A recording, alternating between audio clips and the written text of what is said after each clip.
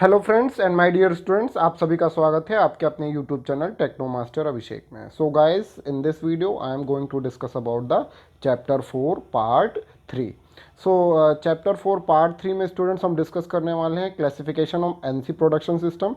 इससे पहले पार्ट 2 में हमने डिस्कस किया था कुछ क्लासिफिकेशन, यानी कि एनसी प्रोडक्शन सिस्टम को के कई टाइप्स होते हैं, कई आधार के बेसिस पे हमने उसको वर्गीकृत किया था। तो जैसे आपका लूप कंट्रोल था, फिर दूसरा आपका गति नियंत्रण यानी मोशन कंट्रोल, चौथा निर्देशांक ज्योमेट्री यानी कि कोऑर्डिनेट सिस्टम के आधार पे एनसी सिस्टम को डिवाइड किया था, चौथा पावर सोर्स के आधार पे।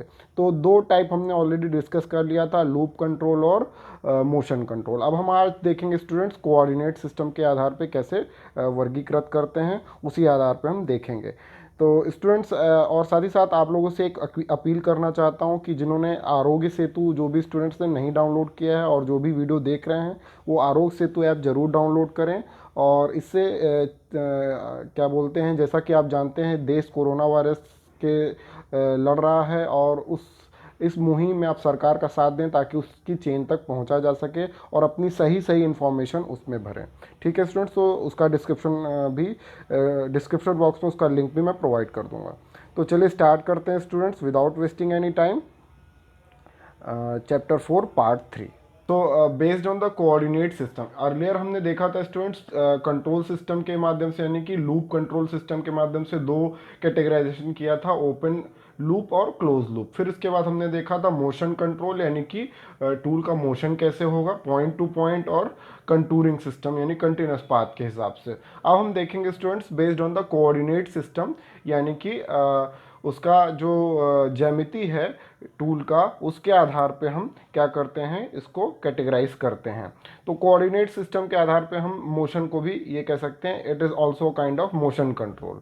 ये एक तरह का मोशन कंट्रोल ही करता है। यहाँ पे हम क्या करते हैं, पोजीशंस जो होती हैं, यानी जो स्थिति होती है, स्थान होता है किसी भी टूल का रिलेटिव टू ओरिजिन, यानी कि जो आपका केंद्र बिंदु है उससे कोऑर्डिनेट सिस्टम को क्या रिलेशन होता है प्रीवियस लोकेशन के हिसाब से, और या जो उससे पहले लोकेशन है उसके हिसाब से क्या उसमें संबंध होता है, उसके हिसाब से ये मोशन का कंट्रोल किया जाता है। तो चलिए हम देखते हैं कैसे करेंगे।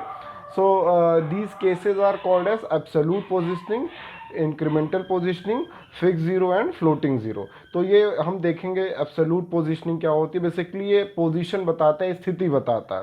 तो कोऑर्डिनेट सिस्टम में हम स्थिति के हिसाब से, कि जैसे मान लीजिए कोई टूल मूव किया तो उसकी पहले कहाँ पे था और किस बिंदु पे था, उसके आधार पे हम कोऑर्डिनेट सिस्टम में इस तरीके से मशीन को वर्गीकृत करते हैं। तो वन बाय वन हम देखेंगे एब्सोल्यूट पोजिशनिंग क्या होता है, इंक्रीमेंटल क्या होता है, और फिक्स जीरो और फ्लोटिंग जीरो सिस्टम क्या होता है। तो चलिए स्टूडेंट्स अब बात करते हैं आगे एब्सोल्यूट पोजीशनिंग की। तो उससे पहले स्टूडेंट्स, एब्सोल्यूट पोजीशनिंग से पहले कोऑर्डिनेट सिस्टम के बारे में थोड़ा सा जानते हैं। तो अगर हम बात करें अपना जो एनसी सिस्टम होता है, जो एनसी मशीन्स होते हैं, तो एनसी कोऑर्डिनेट सिस्टम में हर एक जो फ्री बॉडी होती है, कोई भी मान लीजिए कोई स्पेस में कोई भी बॉडी है, तो उसका कितना डिग्री ऑफ फ्रीडम होता है स्टूडेंट, 6 डिग्री ऑफ फ्रीडम होता है। It has 6 degree of freedom, मतलब वो कहीं से रेस्ट्रिक्ट नहीं है, कहीं से उसमें अवरोध नहीं उत्पन्न हो रहा है, वो स्पेस में फ्री है। ठीक है, जब वो स्पेस में फ्री है तो उसके पास कितना बॉडी का डिग्री ऑफ फ्रीडम होगा, 6 डिग्री ऑफ फ्रीडम होगा। और उसमें बेसिकली 6 डिग्री ऑफ फ्रीडम में 3 पॉजिटिव या 3 नेगेटिव ट्रांसलेशंस होते हैं along X Y and Z axis. तो जैसे मान लीजिए आपकी ये यहाँ पे इस डायग्राम के माध्यम से आप समझ सकते हैं। सो देख सकते हैं स्टूडेंट्स, ये आपका वाई एक्सिस है, ठीक है, ये आपका एक्स एक्सिस है और ये जेड एक्सिस है। तो ये तीन एक्सिस में क्या हो रहा है, ट्रांसलेशन हो रहा है, यानी कि एक स्थान से दूसरी स्थान पे परिवर्तित हो रहा है ट्रांसलेट करके। ठीक है, तो इसे हम बोलेंगे ट्रांसलेशन। और ट्रांसलेशन यानी एक सीधी रेखा में गति हो रही है। तो translation could be a positive x और नेगेटिव एक्स, तो इसको हमने एक डायरेक्शन बोला, 1 डिग्री ऑफ फ्रीडम बोला। और यानी बॉडी एक्स डायरेक्शन में पॉजिटिव या निगेटिव की तरफ बढ़ सकती है, धनात्मक या ऋणात्मक अक्ष की तरफ बढ़ सकती है। इसी तरीके से जेड डायरेक्शन में, इसी तरीके से वाई डायरेक्शन में। तो एक्स डायरेक्शन में 1 डिग्री ऑफ फ्रीडम हो गया, वाई डायरेक्शन में 1 डिग्री ऑफ फ्रीडम हो गया, जेड डायरेक्शन में 1 डिग्री ऑफ फ्रीडम हो गया। ये 3 डिग्री ऑफ फ्रीडम ट्रांसलेशन के हो गए, यानी 3 डिग्री ऑफ फ्रीडम का मतलब क्या हुआ, 3 एक्सिस में वो ट्रांसलेट कर सकती है बॉडी। साथ ही साथ वो एक्स एक्सिस के अबाउट रोटेट कर सकती है, तो एक रोटेशन हो गया। फिर जेड एक्सिस के अबाउट भी रोटेट कर सकती है और वाई एक्सिस के अबाउट भी रोटेट कर सकती है। तो 3 ट्रांसलेशन और 3 रोटेशन डिग्री ऑफ फ्रीडम होता है, यानी तीन डायरेक्शन में वो रोटेट कर सकता है, about X axis, about Z axis, about Y axis. अब ये जो रोटेशन है, ये घूर्णन गति जैसे हम शायद बोलते हैं, तो उसको हम धनात्मक भी मतलब काउंटर क्लॉकवाइज यानी कि एंटी क्लॉकवाइज भी हो सकता है, या फिर क्लॉकवाइज भी हो सकता है। तो वही हमने लिखा है यहाँ पे कि 3 पॉजिटिव या 3 निगेटिव ट्रांसलेशंस होते हैं एक्स वाई जेड एक्सिस में, और 3 रोटेशन होता है, क्लॉकवाइज भी हो सकता है या counter clockwise about this axis. ठीक है, तो मशीन कैन हैव 2 और more than 2 slide perpendicular to each other. तो स्लाइड का मतलब जैसे मान लीजिए आपने वो देखा होगा लेथ मशीन, तो लेथ मशीन पे स्लाइडर लगा होता है जिसपे आपका टूल पोस्ट होता है, तो वो स्लाइड करता है बेसिकली। तो एक मशीन में 2 या 2 से अधिक स्लाइड हो सकते हैं, और वो दोनों एक दूसरे के क्या होते हैं, लंबवत होते हैं, परपेंडिकुलर होते हैं। अब जो स्लाइड है, slide motion can be decided with the right hand rule. अब ये जो स्लाइड का मोशन होता है, ये जो आपका जैसे मान लीजिए लेथ आपने अगर देखा होगा खराद मशीन, तो उस पर एक तो वो जिस डायरेक्शन में, एक तो वो हॉरिजॉन्टली मूव कर सकता है, ऐसे बोल सकते हैं मान लीजिए एक्स डायरेक्शन में जिधर आपका वर्क पीस लगा होता है, एक सामने के डायरेक्शन में मूव कर सकता था, यानी एक्स और वाई डायरेक्शन में।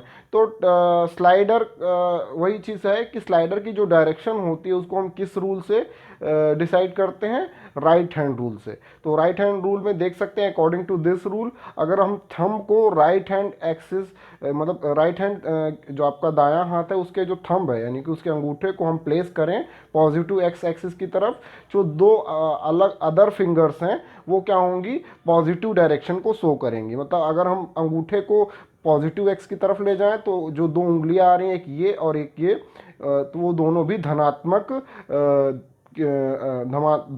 अक्ष की तरफ दिशा निर्धारित करेंगी, यानी कि पॉजिटिव वाई और पॉजिटिव जेड। तो इसका वासी वर्षा जिस तरीके से आप अंगूठे को उस तरीके से पॉजिटिव एक्स में या नेगेटिव एक्स में रख सकते हैं, तो उसी के हिसाब से ये होगा। तो राइट हैंड रूल के हिसाब से ही हम उसकी डायरेक्शन को, स्लाइड मोशन जो है उसकी डायरेक्शन को हम क्या करते हैं, फाइंड आउट करते हैं, डिसाइड करते हैं। तो चलिए कोऑर्डिनेट सिस्टम का थोड़ा सा समझा और थोड़ा सा समझते हैं। जैसे मान लीजिए कोई भी मशीन है आपके पास, तो जैसे यहाँ पे देख सकते हैं, तो ये आपका स्लाइडर है। ठीक है स्टूडेंट्स, ये स्लाइडर है, तो एक्स डायरेक्शन में ये इस तरीके से पॉजिटिव एक्स या निगेटिव एक्स की तरफ ऐसे मूव कर सकता है, या वाई डायरेक्शन में इधर ऐसे ऐसे मूव कर सकता है, पॉजिटिव वाई की तरफ या नेगेटिव वाई की तरफ। So these are some machines like lathe machine, drilling machine और समथिंग एल्स।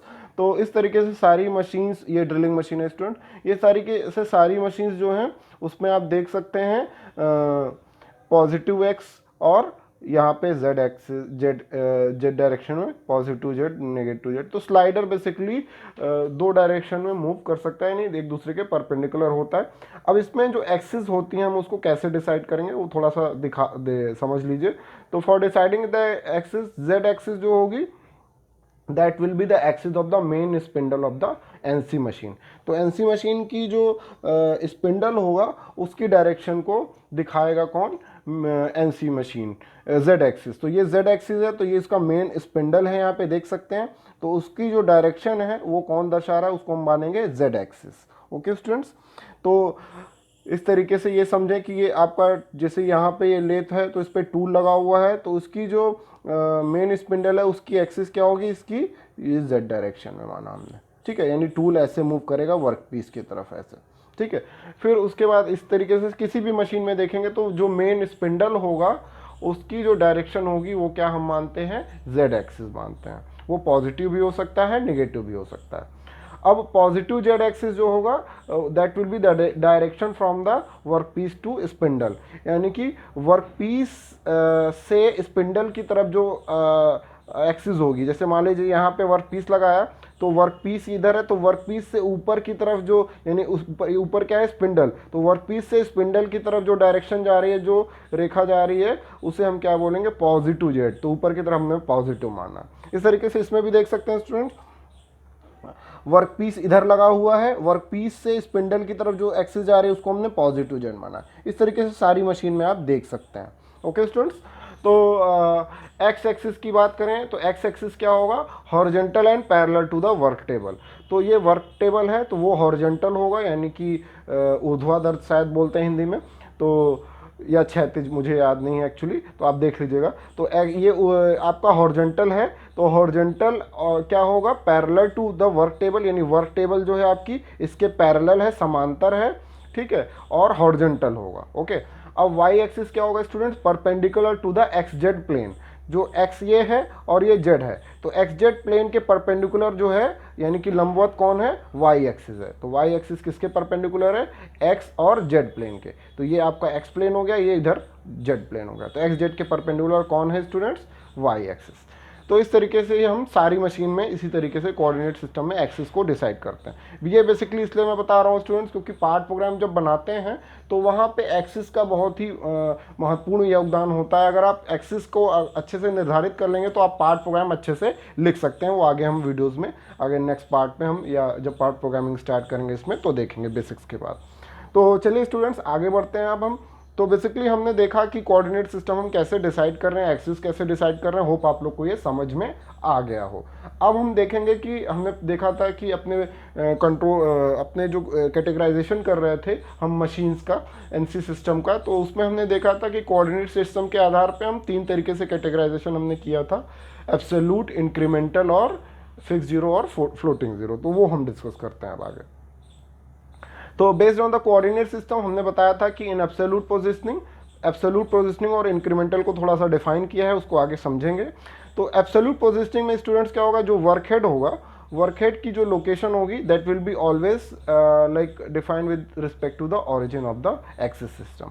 मतलब क्या हुआ स्टूडेंट्स, कि जैसे मान लीजिए आगे हम उसको डिफाइन भी करेंगे डायग्राम की सहायता से, कि एब्सोल्यूट पोजिशनिंग में जो हम वर्क हेड की लोकेशन होगी, जो आपका टूल है, वो टूल जो मूव करेगा तो टूल की जो लोकेशन होगी हम हमेशा ओरिजिन से लेंगे। यानी एक ओरिजिन हमने डिसाइड कर दिया, एक मूल बिंदु डिसाइड कर दिया है, मूल बिंदु से ही हम क्या करेंगे, हम हर बार, जैसे मान लीजिए हमारा मूल बिंदु यहाँ पे है, तो टूल जब मूव करेगा यहाँ पे आए इस पॉइंट पे, तो हमेशा यहाँ से हम वैल्यू कैलकुलेट करेंगे ओरिजिन से, मूल बिंदु से। अब टूल को यहाँ के बाद यहाँ जाना है, तो ये नहीं कि हम यहाँ से जितना अमाउंट इतना है वो कैलकुलेट करके यहाँ लिख देंगे, हमें हमेशा मूल बिंदु से जो डिस्टेंस होगी वो कैलकुलेट करके देंगे। तो that is called as absolute positioning. Incremental में क्या होता है students, next work head position के हिसाब से देते हैं। जैसे मान लीजिए ऑरिजिन यहाँ पे मूल बिंदु है, टूल यहाँ पे मूव करके यहाँ पे आ गया, अब यहाँ से मूव करने के बाद उसको आगे यहाँ इस कॉर्नर पे जाना है, तो अब डिस्टेंस जो हमें देना पड़ेगा वो हम डायरेक्टली ऑरिजिन से कैलकुलेट करेंगे, इतना एक्स में इतना वाई में नहीं देंगे। हम क्या करेंगे, यहाँ पे जब टूल है तो पिछली जो लोकेशन है, यानी यहाँ पे जाना है तो इसकी पिछली लोकेशन ये वाली है, तो इसकी पिछली लोकेशन से हम डिस्टेंस देंगे, यानी एक्स में इतना डायरेक्शन वैल्यू दे देंगे यूनिट, और वाई में इतना यूनिट दे देंगे। So that will be the incremental positioning, यानी बढ़ता रहता है, पीछे पीछे की जो प्रीवियस लोकेशन है उसके हिसाब से डिसाइड होता है। तो देख सकते हैं एब्सोल्यूट और इंक्रीमेंटल में डिफरेंस क्या है। तो वर्क हेड यहाँ पे देख सकते हैं 2020 पे लोकेटेड है, प्रेजेंटली कहाँ पे लोकेटेड है, 2020 पे।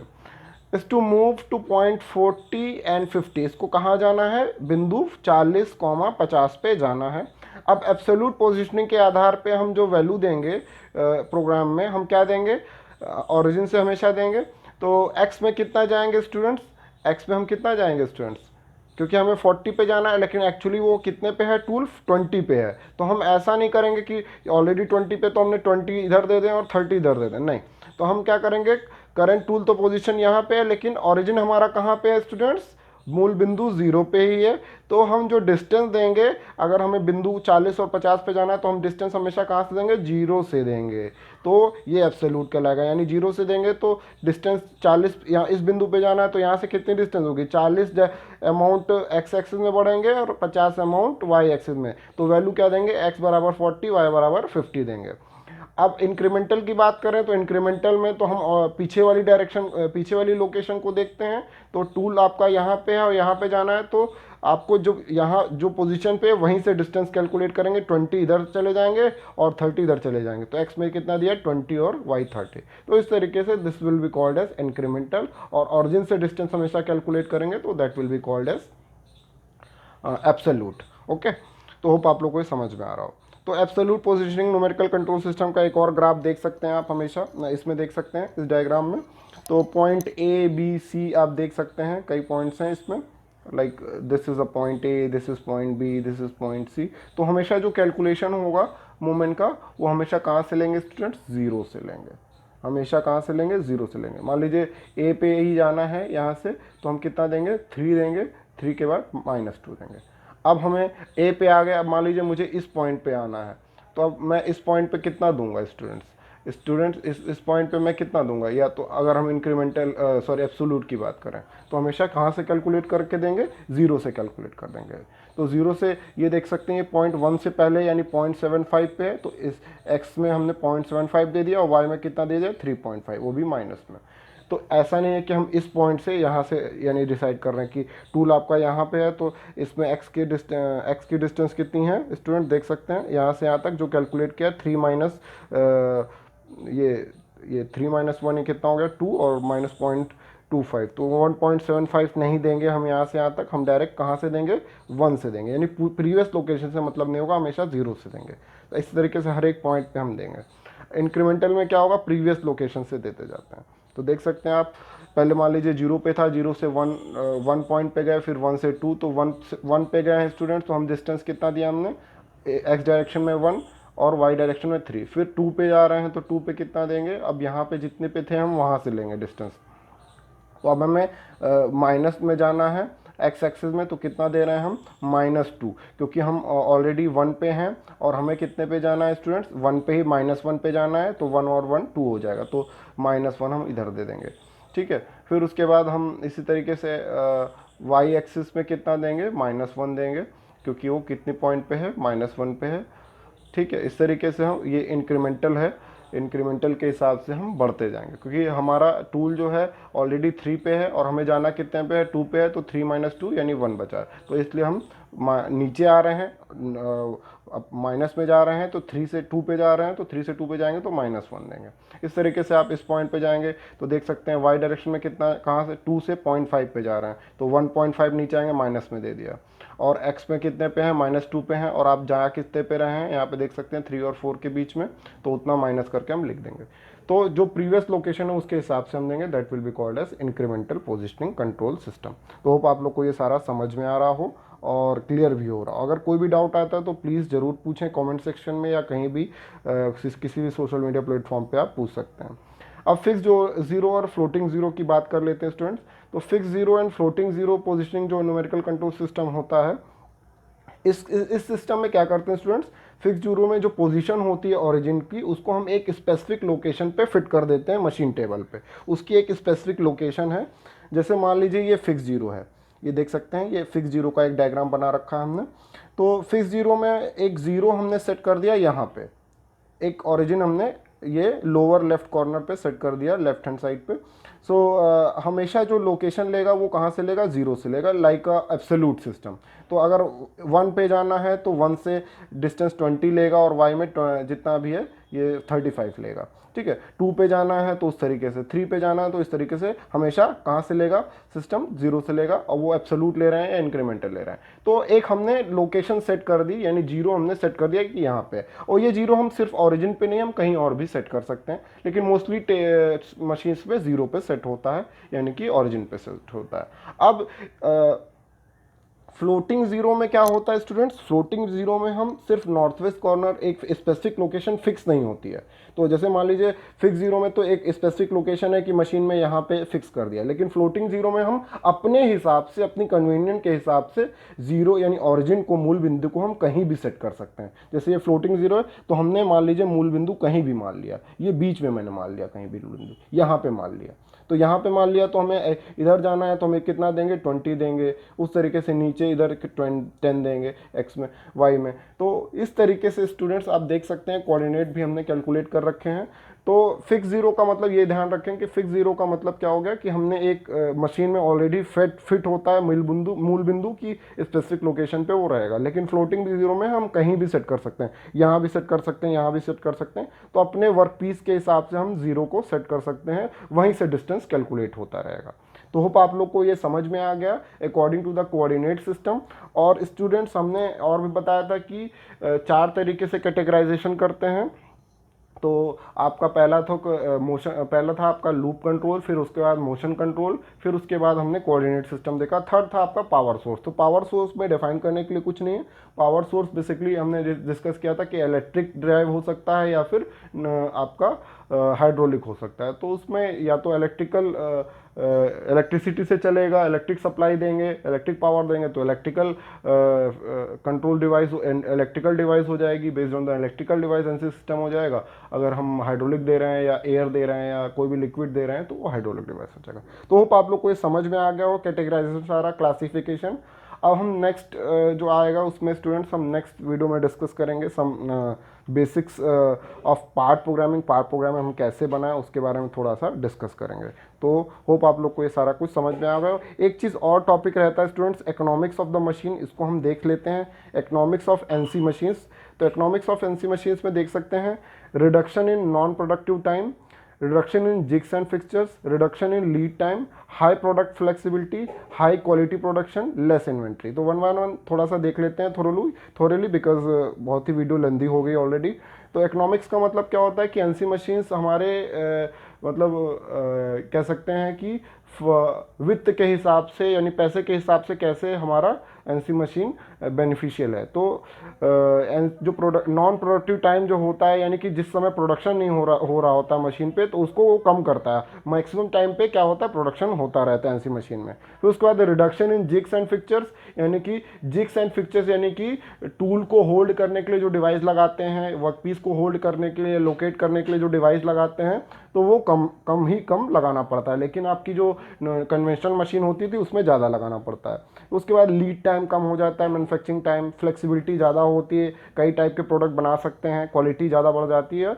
और लेस इन्वेंट्री यानी कि उसको स्टोर करने के लिए हमें ज़्यादा ज़रूरत नहीं होती है स्पेस की, तो उसमें खर्चा कम आता है। तो होप आप लोग को सारा कुछ समझ में आ गया। समझ में आया तो लाइक शेयर सब्सक्राइब करना ना भूलें, और साथ ही साथ अगर कोई डाउट है तो कमेंट सेक्शन में बताएं।